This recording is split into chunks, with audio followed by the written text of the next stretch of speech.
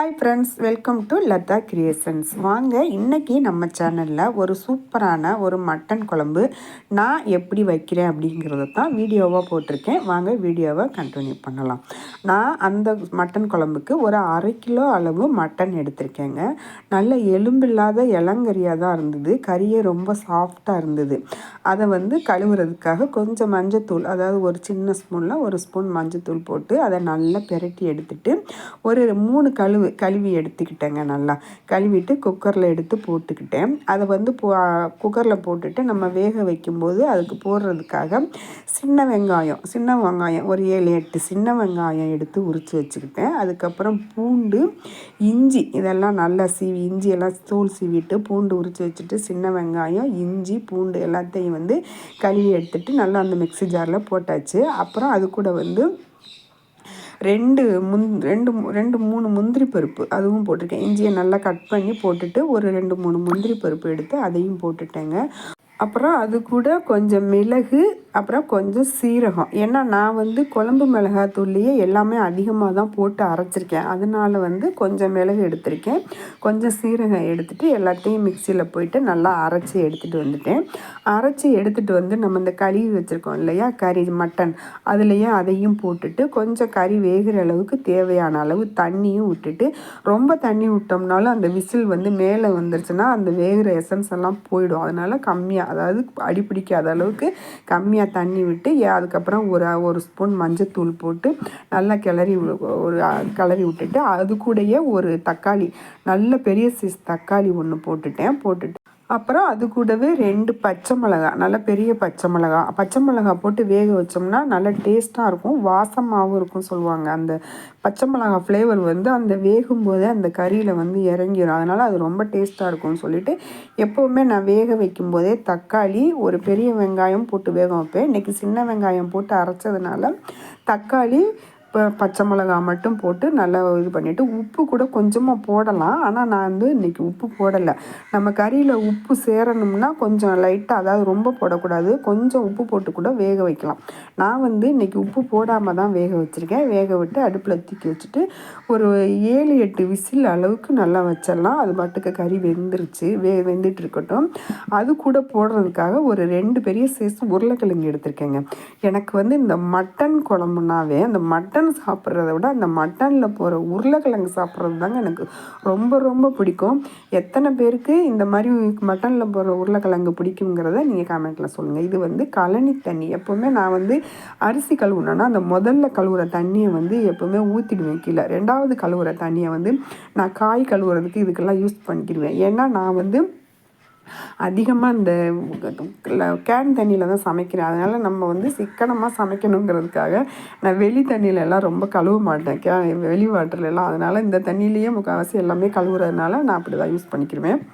தொண்டை கட்டி போயிருக்குங்க, அதனால் குரல் ரொம்ப ரொம்ப மோசமாக இருக்குது, கொஞ்சம் அட்ஜஸ்ட் பண்ணிக்கிறேங்க.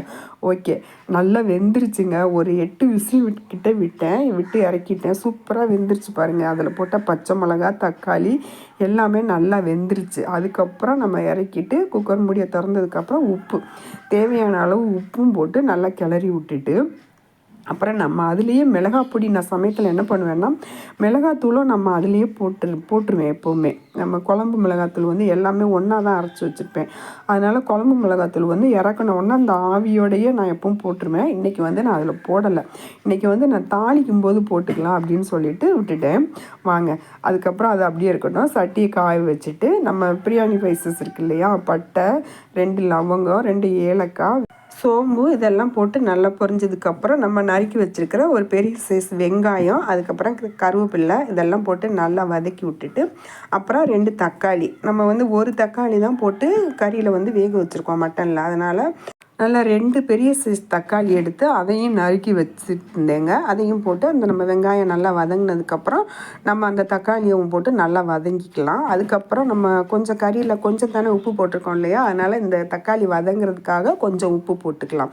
போட்டுட்டு நல்லா அதையும் நல்லா வதக்கி நல்லா கொலன்னு நல்லா இதாக வந்ததுக்கப்புறம் நம்ம மிளகாத்தூள், நான் குழம்பு மிளகாத்தூள் எல்லாமே ஒன்றா தான் போட்டு அரைச்சி வச்சுருக்கேன். அதில் ஒரு 2-3 ஸ்பூன், ஒரு சின்ன ஸ்பூனில் ஒரு 3 ஸ்பூன் ஸ்பூன் அளவு எடுத்திருக்கேன்.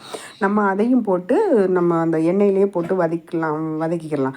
நான் எப்போவுமே இந்த கறி வேக வச்சு இறக்குன உடனே அந்த சூட்டோட சில சமயம் அப்படியும் போடுவேன். இன்றைக்கி வந்து அந்த இதில் போட்டு வதக்கியிருக்கேன், அந்த தாளிச்சதுலேயே வதக்கிட்டு அதுக்கப்புறம் நம்ம அந்த வேக வச்சு உப்பு போட்டு கொஞ்சம் உப்பு போட்டு வச்சுருக்கோம் இல்லையா, அந்த கறியை குழம்பையும் தூக்கி அதிலே ஊற்றிக்கலாம்.